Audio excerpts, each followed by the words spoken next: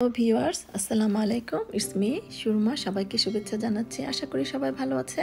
আপনারা যারা আমার চ্যানেলে নতুন তারা আমাকে অবশ্যই একটা লাইক, শেয়ার অ্যান্ড সাবস্ক্রাইব করে রাখবেন, যাতে আমার নতুন নতুন ভিডিওগুলো আপনারা আমার সাথে দেখতে পান।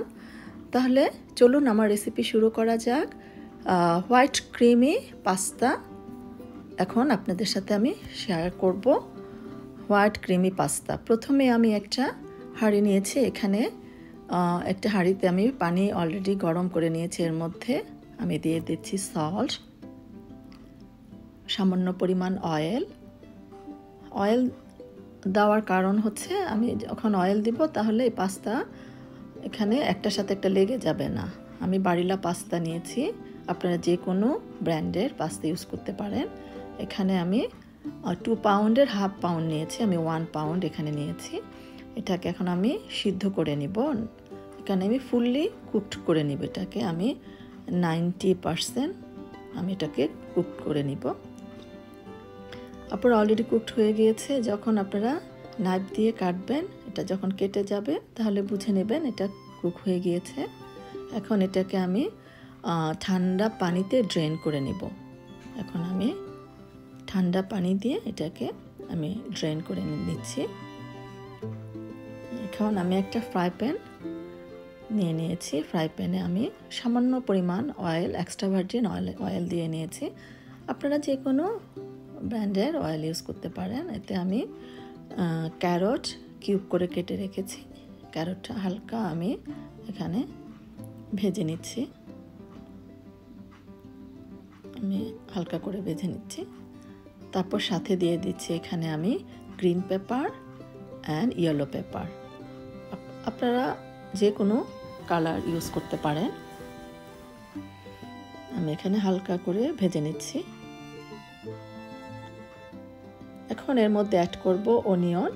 আমি অনিয়নও সবগুলো একই সাইজের করে কেটে নিয়েছি। আমি ছোট একটা সাইজের অনিয়ন আমি কিউব করে কেটে নিয়েছি। এখন এর সাথে আমি অ্যাড করব সামান্য পরিমাণ সল্ট। এটা আমি হালকা ভেজে নিচ্ছি। আর এখানে ব্ল্যাক পেপার দিয়ে নিচ্ছি অল্প পরিমাণ, আর বাকিটা আমি পরে ইউজ করব। এখানে সামান্য পরিমাণ আমি এখন আমি আরেকটা ফ্রাই প্যান নিয়ে নিয়েছি। এটা একটু ডিপ ফ্রাই প্যান। এটাতে আমি বাটার দিয়ে নিয়েছি। বাটারটা মেল্ট হওয়ার পর আমি এখানে গার্লিক আমি এখানে ক্রাশ করে নিয়েছি। গার্লিক ক্রাশ দিয়ে দিচ্ছি। এখন এটাকে আমি হালকা একটু ভেজে নিচ্ছি। এটা সুন্দর একটা স্মেল পাচ্ছি। সাথে আমি দিয়ে দিচ্ছি চিলি ফ্লেক্স। চিলি ফ্লেক্স দেওয়াতে এটার স্মেল একটা ভালো একটা স্মেল আসছে। সাথে যে আমি রেখে দেওয়া ব্ল্যাক পেপার আবার এটার সাথে অ্যাড করে নিচ্ছি। এটা বড় ছোট সবাই লাইক করে আপুরা, এটা ইজিলি ভাবে।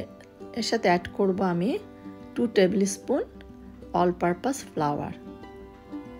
আমি এটাকে এখন ভালো করে এটাকে আমি ভেজে নেব। ব্রাউন কালার করে নিচ্ছি। এটাকে আমি ভেজে ব্রাউন কালার করে নিচ্ছি। তারপর এর সাথে আমি অ্যাড করব মিল্ক অ্যাড করব। আমি অল্প অল্প করে মিল্ক দিচ্ছি। আর কন্টিনিউ এটাকে আপনারা নাড়তে থাকবেন, তা না হলে এটা জমাট বেঁধে যাবে। এটাকে কন্টিনিউ আপনারা নাড়বেন। অল্প অল্প করে আমি মিল্ক দিয়ে নিচ্ছি। এটা খুবই ইয়ামি। বাচ্চারা তো খুবই লাইক করে, বড়রাও এটা পছন্দ করে। আমি কন্টিনিউ এটাকে নেড়ে এটাকে আমি একটা গ্রেভি করে নিয়েছি। গ্রেভিটা আপনারা দেখতে পাচ্ছেন, সুন্দর একটা গ্রেভি হয়েছে। তারপর এর মধ্যে ভেজে রাখা যে গ্রিন পেপার, ইয়েলো পেপার সবগুলো আমি দিয়ে দিচ্ছি ভেজে রাখা। এখন এটাকে আমি মিক্স করে নিচ্ছি। এটাকে একসাথে মিক্স করে নিব।